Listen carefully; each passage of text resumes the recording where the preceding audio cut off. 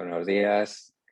Bueno, soy Martín Caíro y presento pues esta comunicación, paseo, titulada Las metodografías y sus poéticas, reflexiones sobre los caminos, subjetividades y procesos que caracterizan la educación artística.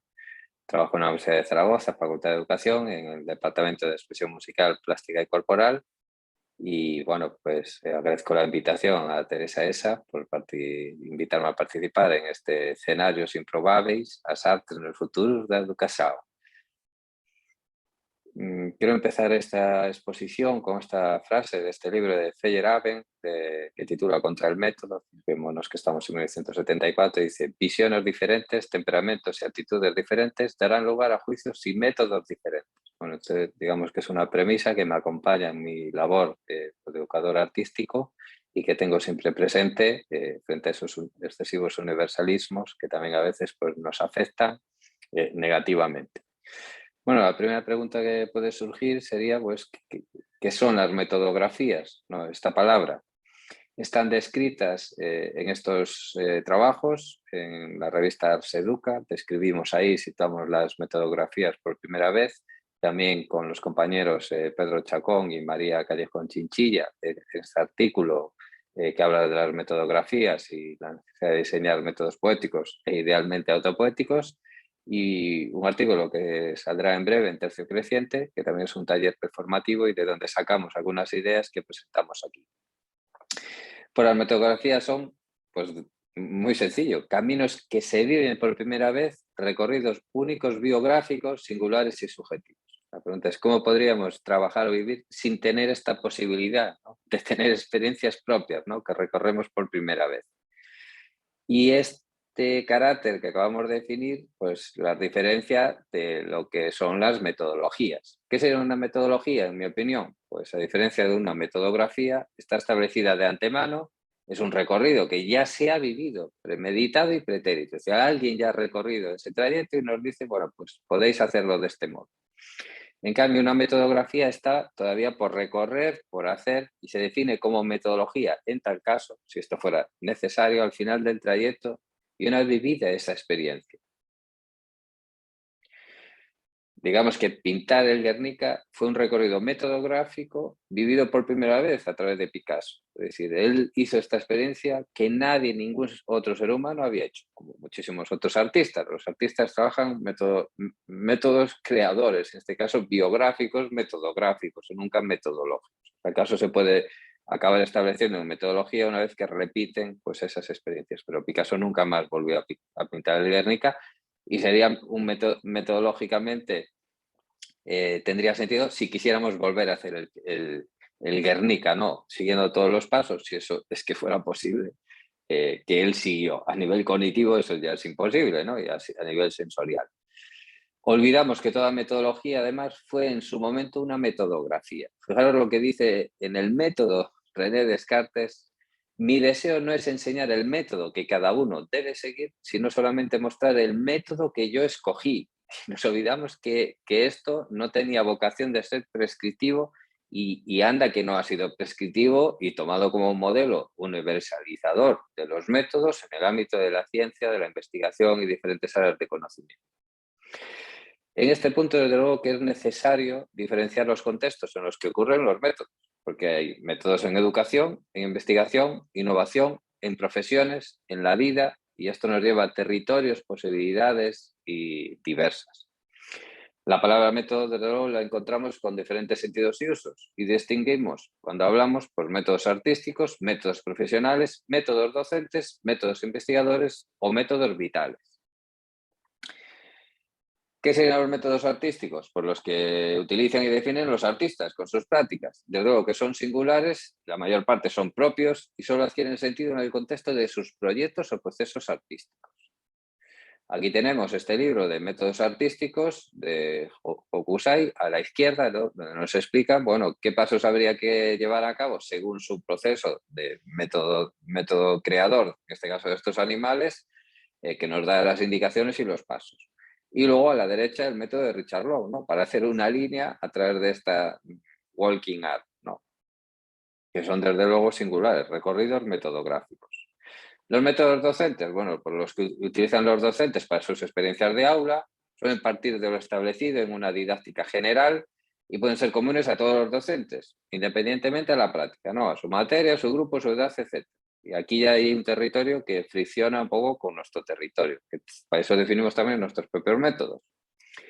Y de luego, nuestras decisiones metódicas, qué método utilizo, ya se van a plasmar en nuestras programaciones y en aquello que vamos a obtener. Si quiero manzanas que imitan manzanas, voy a tener manzanas. El método lo establezco. Pero si ya parto de utilizar como método creador o en la PC basada en proyectos artísticos las instalaciones artísticas como recorrido, los resultados van a ser muy diferentes.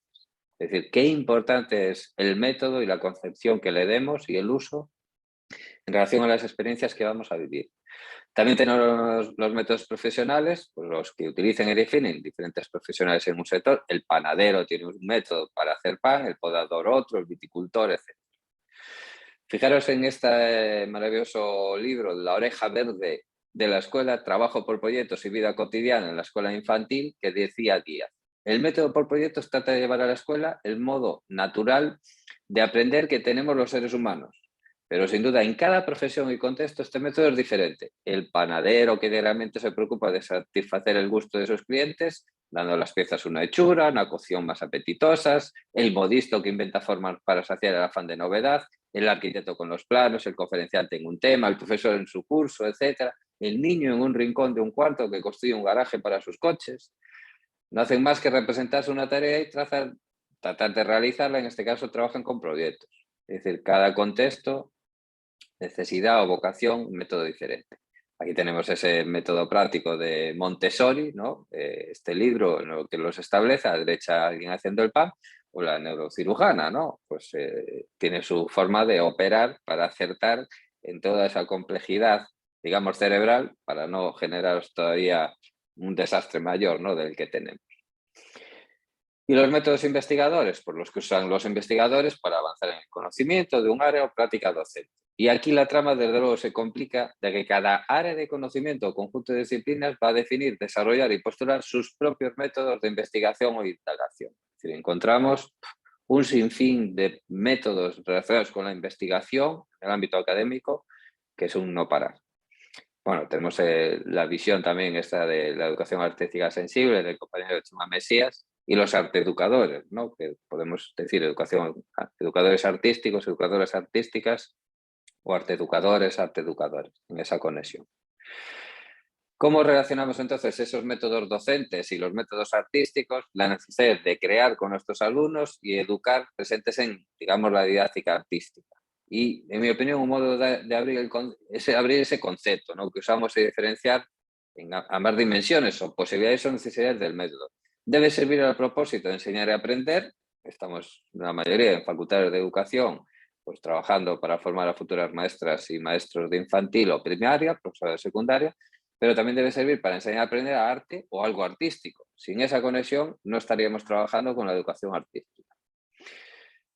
Métodos que están situados en torno a las metodologías, metodografías, ¿no? Que todavía hay posibilidad en cada uno de estos modelos de personalizar el método, por la investigación basada en las artes, basada en la imagen, la investigación educativa basada en las artes, la ortografía, ¿no? Este trinomio maravilloso entre art research y teaching, ¿no? De lo poético, lo investigativo y lo educativo, la metodología o pedagogía walking, ¿no? Las pedagogías del caminar, y otros modelos que están más en las ciencias sociales y naturales, como la autoetnografía, la etnografía, historias de vida, etcétera, etcétera.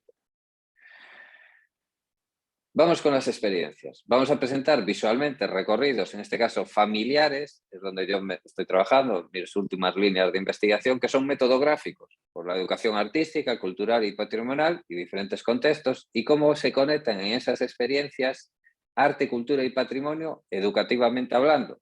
Que todo lo que estoy diciendo es desde el punto de vista del que es educador artístico. La práctica de investigación educativa desde la familia, esto es algo importantísimo, se desliza hacia las poéticas que están implícitas en esos viajes que cualquier unidad familiar va a hacer por contextos artísticos, culturales y por la propia naturaleza. Y en este sentido, en una experiencia de paisaje familiar, lo poético siempre tiene que ser antes de lo académico. Las motivaciones por conocer antes que los problemas del aprendizaje. Lo vivencial va a ser antes que lo científico. La creación antes que la investigación. Y la vida real antes que la institución académica. Pero sin que por ello se pierda, y lo veremos, un solo matiz de lo que se ha aprendido, ni una sola evidencia de cómo actúa el seno familiar en la educación patrimonial, bueno, artística, cultural, etc. Ejemplo de acciones, digamos, metodográficas, ¿vale? Singulares, biográficas de esta unidad familiar, que bueno, está configurada por el padre, lo mismo, dos niños, Ian y Teo, que han pasado por diferentes edades, que ahora tiene el pequeño 7 años y el mayor 8 y medio. La madre y la yaya, solo hay una abuela, los otros 3 referentes han muerto hace años y ya no los han conocido. Arte en el hogar. Experiencias, ¿no?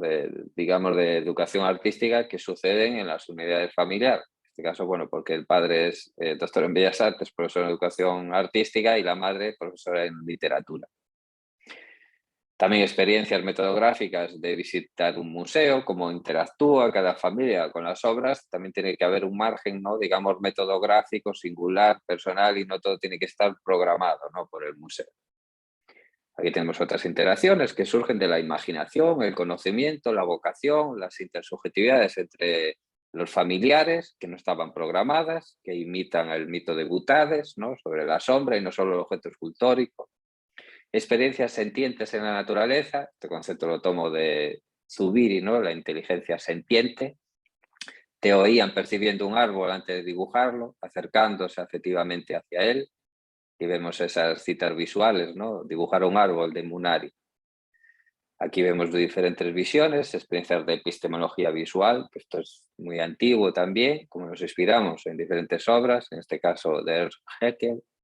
Aquí tenemos a Theo también haciendo esos dibujos y representaciones. Aquí pues el padre, a la izquierda la mano de la abuela ya con esa edad y esas manchas y la mano de su nieto, ese contraste. Otras experiencias sobre las sombras, sobre tocar el agua, el acercamiento a lo que nos encontramos en los recorridos, ¿no? De la naturaleza y que no ponen deténgase, toca las flores. Es una acción metodográfica porque la ha pensado y sentido y necesitado, en este caso, pues esta unidad familiar. Aquí vemos otro ejemplo de esas 3 tratos, ¿no? Y la belleza que se encuentra además en cosas que están durante el camino y que nos podemos detener pues, por nuestra sensibilidad, conocimiento, vocación. Aquí escuchando el bosque del Betarto, es decir, no hay un cartel que diga cierre los ojos y escuche la naturaleza. Podría ser, ya nos iríamos hacia lo metodológico, ¿no? Un momento del camino que está programado. En este caso no. Las evocaciones que despiertan también esas experiencias, pues mi hijo Teo caminando va ahí por el Ibón de Escarrilla y yo me lleva la imagen pues, del el caminante sobre el mar de nubes, del romanticismo. Y cómo las experiencias que se provocan con unos miembros de la familia, cuando hay otros familiares, se les contagia. Entonces los nietos diciendo a la abuela, escucha la naturaleza. Algo que es muy del ámbito pedagógico y didáctico, ¿no? El contagio de lo que hago, luego lo replico con los alumnos en otros contextos. Aquí percibiendo la hierba de un modo pues, distinto, necesario además sentirlo en ese periodo pandémico que hemos perdido multisensorialidad, ¿no? Por ir con el rostro tapado, no interactuar, etc.